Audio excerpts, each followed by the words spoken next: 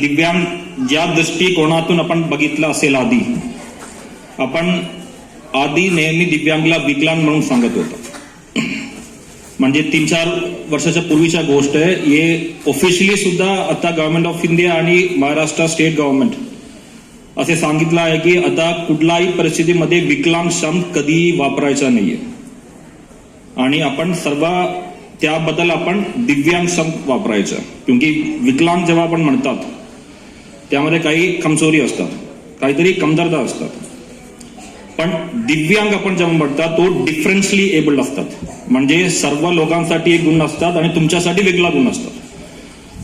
तो त्याबद्दल मी असे सांगू इच्छितो की केंद्र शासन स्तरावर आणि राज्य शासन स्तरावर खूप खूप महत्वपूर्ण इनिशिएटिव्ह आपण दिव्यांग बांधवांसाठी घेतलेला आहे. त्यामध्ये आम्हाला अभिमानाची गोष्ट असा आहे की महाराष्ट्र हे पहिला राज्य आहे ज्या राज्यामध्ये सेपरेट दिव्यांग कल्याण विभाग चालू केलेला आहे. हे पूर्ण भारतामध्ये पहिला प्रयोग महाराष्ट्र राज्यामध्ये झालेला आहे. तो आम्हाला सर्वांना हे अभिमानाची गोष्ट आहे महाराष्ट्र जिल्ह्यामध्ये. त्यासोबत गुलवाडेजी सुद्धा इकडे सांगितलं होतं की आपण या चंद्रपूर जिल्ह्यासाठी एक DDRC म्हणजे डिस्ट्रिक्ट डिसेबिलिटी रिहॅबिलिटेशन सेंटर हे सुद्धा चालू करणार आपण. तो सुद्धा मला असं वाटतं की प्रमाण झालेला आहे. त्याच्या बांधकामासाठी पुढच्या प्रक्रिया आपण असे अपेक्षा करू शकतो की या वर्षामध्ये आपण हे पूर्ण 100% आपण हे उपयोग करू शकतो. त्यामुळे पहिला मला विनंती सर्व दिव्यांग बांधवांना असं राहील, सर्व शिक्षक लोकांना असं राहील, आपण शासन मार्फत जो योजना तुमच्यासाठी चालू आहे, शासन मार्फत जो हँड होल्डिंग तुमच्यासाठी जो चालू आहे याचा तुम्ही सर्व माहिती तुमच्याकडे असणं अपेक्षित आहे. आणि हे तुमच्या हक्काच्या योजना शासन बजावतात याचा सुद्धा फायदा घेणं हे सर्व दिव्यांग बांधवांच्या जबाबदारी सुद्धा असतात.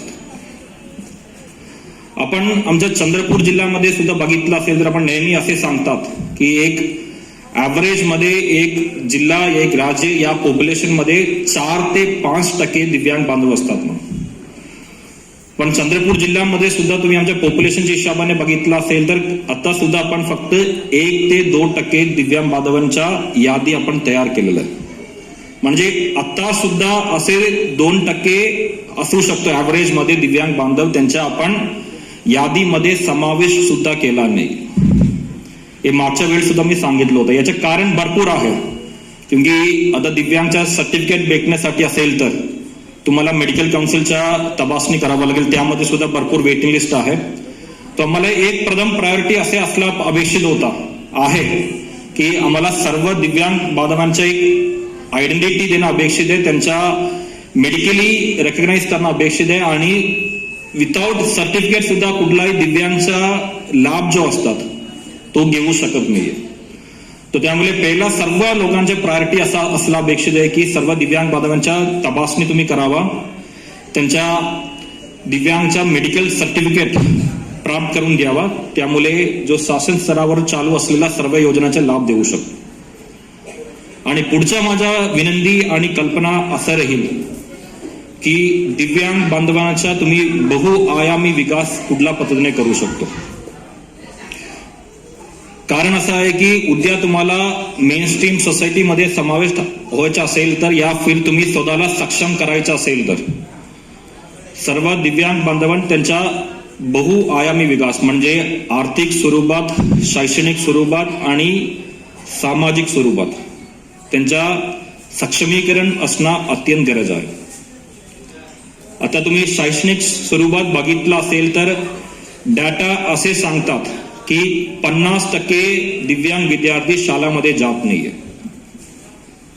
हे आमच्या आनंद गोष्ट आहे की अभिमानाच्या गोष्ट आपण त्यामध्ये भरपूर पुढे गेलेला आहे. आमच्या ऑलमोस्ट 80 ते 90% विद्यार्थी जातात.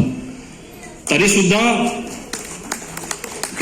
सुद्धा त्यामध्ये कॅटेगरी असे असतात जेव्हा आपण टेक्निकली त्यामध्ये बघितलं असेल तर आपण CWSN म्हणतात, चाइल्ड विथ स्पेशल नीड्स.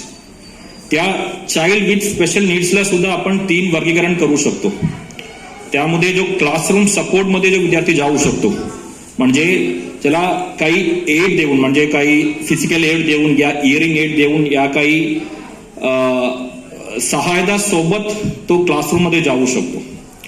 दुसरं आपण इंटिग्रेटेड म्हणतात, इंटिग्रेटेड क्लास ऑफ दिव्यांग CWSN child with special needs, त्यामध्ये असे सांगतात की जो स्पेशल ट्युटरच्या मार्फत एक शाळामध्ये या एक स्कूलमध्ये जाऊ शकतो. आता या क्लासरूम सपोर्ट आणि इंटिग्रेटेड सपोर्टचे विद्यार्थी आमच्या समोर बसलेले आहे. पण यामध्ये एक तिसरा विभाग असतात जो अजिबात त्यांच्या फिजिकल हँडिकॅप मुले या फिर त्यांच्या फिजिकल कंडिशन मुले जो अजिबात शाळामध्ये जाऊ शकत नाहीये. म्हणजे जो प्रफॉन्डली मेंटली रिटार्डेड असू शकतो या त्यांच्या एक्सक्लुसिव्ह या सिव्हिअर त्यांच्या फिजिकल डिसेबिलिटी असू शकतो. तो असे विद्यार्थीला सुद्धा मेन स्ट्रीम मध्ये समाविष्ट करण्याचा आम्हाला प्रयत्न जिल्हा परिषद मार्फत चालू केलेला आहे आपण. त्यामध्ये आम्हाला आपण इन्क्लुसिव्ह विद्यार्थीला आपण त्यांच्या वोकेशनल ट्रेनिंग कुठल्या प्रकारमध्ये करू शकतो त्या सुद्धा आपण आता प्रकार चंद्रपूर जिल्ह्यामध्ये चालू केलेलं आहे. हे मला सांगताना सुद्धा अभिमान वाटते की याचा कौतुक राज्य सरकार आणि केंद्र सरकार दोन्हींनी घेतलेलं आहे. तो त्यामुळे आम्हाला प्रथम मुद्दा आणि केंद्रबिंदू असे असला अपेक्षित आहे की दिव्यांग विद्यार्थीचा एक सक्षमीकरण आणि एक सर्वांगीण विकास करणं अपेक्षित आहे. किंवा आपण नेहमी सांगतात प्रत्येक देवा कोणाला काही गुण देतात. म्हणजे सर्व विद्यार्थी सर्व माणूसमध्ये एक गुण देणारच आहे. त्या गुणला ओळखून घेऊन त्या गुणला वाढ देण्याच्या जबाबदारी संबंधित शिक्षक या पालकाकडे असतात. आपण असे सांगतात की there might be 1000 faculties of mind and teaching is the discovery of that. याचा अर्थ असा असतात की म्हणजे एक विद्यार्थीमध्ये या एक स्टुडंटमध्ये वेगळ्या प्रकारचा गुण असू शकतो, त्यांचा कौशल्य असू शकतो. आणि हे पालकांच्या जबाबदारी आहे, हे शिक्षकांच्या जबाबदारी आहे त्या प्रकारमध्ये ज्या विद्यार्थी चांगला असेल हे ओळखून घेणे आणि त्याचा वाव देण्याचा अधिकार आणि जबाबदारी हे शिक्षकांचं आहे. त्यामुळे परत मी इकडे सांगू इच्छितो की सर्व शिक्षक आणि सर्व पालक त्यांच्या जबाबदारी समजून घेतला पाहिजे. तुमच्या दिव्यांग विद्यार्थी असेल तर तो कुठल्या क्षेत्रामध्ये चांगला काम करू शकतो, कुठल्या क्षेत्रामध्ये तो त्यांच्या गुणला कौशल्याला वाव देऊ शकतो हे ओळखून घेण्याची जबाबदारी सुद्धा तुमची आहे. आणि आपण आता भरपूर पुढे गेलेला आहे की असे तुम्ही ओळखून घेतलं असेल तर त्याला स्पेसिफाई आपण ट्रेनिंग देण्यासाठी प्रशिक्षण देण्यासाठी आमचं भरपूर क्षेत्र सुद्धा आता महाराष्ट्रामध्ये आणि भारतामध्ये चालू केलेलं आहे. आणि जोपर्यंत तुम्ही या विद्यार्थीला आर्थिक स्वरूपात सक्षमीकरण करणार नाही तोपर्यंत आपण कधी म्हणू शकत नाही की इंडिपेंडेंट होणार नाही म्हणून. म्हणजे अल्टिमेटली सर्व आमच्या दिव्यांग बांधव दिव्यांग विद्यार्थी पुढे जाऊन भविष्यात जाऊन आर्थिक स्वरूपात सक्षमीकरण होणं अत्यंत गरज आहे. आणि असे झालेलं भरपूर उदाहरण आमच्या डोळ्याच्या पुढे आहे. कारण मी यामुळे सांगत आहे की तुम्ही आता बेरोजगारच्या टक्केवारी दिव्यांग मध्ये काढला असेल तर तो सुद्धा ऑलमोस्ट 70% वर आहे. तो तुम्ही दिव्यांग विद्यार्थीला कसे त्यांच्या कौशल्य तुम्ही वाढवू शकतो, कसे तुम्ही त्यांच्या आर्थिक स्वरूपात सक्षमीकरण करू शकतो याच्या कल्पना सर्व लोक करायला पाहिजे. त्यासाठी कुठल्याही प्रकारच्या सहायता कुठल्याही प्रकारच्या मदत आमच्याकडून हवी असेल तर आम्ही करण्याच्या तयार सुद्धा आहे. आता फक्त एक उदाहरण मी सांगतो. आनंदवन मध्ये आपण कुष्ठरोगच्या लोकांना आपण एक प्रशिक्षण घेतलं होतं. आपण त्याला फोटोस्टॅट असेल, ड्रिलिंग मिशन असेल, भरपूर वेगळ्या प्रकारच्या वोकेशनल ट्रेनिंग करून आपण हे साहित्य सुद्धा वाटप केलं होतं. आणि तो वापर करून चांगल्या पद्धतीने त्यांच्या इंडिपेंडेंट होऊन काम करत आहे. तो अल्टिमेटली तुमच्या या प्रकारचे डोक्यात असणं अपेक्षित आहे की तुम्ही तुमच्या दिव्यांग विद्यार्थ्यांना या बांधवांना कुठल्या प्रकार तुम्ही आर्थिक स्वरूपात सक्षमीकरण करणार आहे आणि त्यासाठी तुम्ही त्यांच्या वोकेशनल ट्रेनिंग कुठल्या एरियामध्ये प्रमोट करणार आहे. हे सुद्धा सर्व लोक अत्यंत गरजमध्ये अभ्यास करणं अपेक्षित आहे.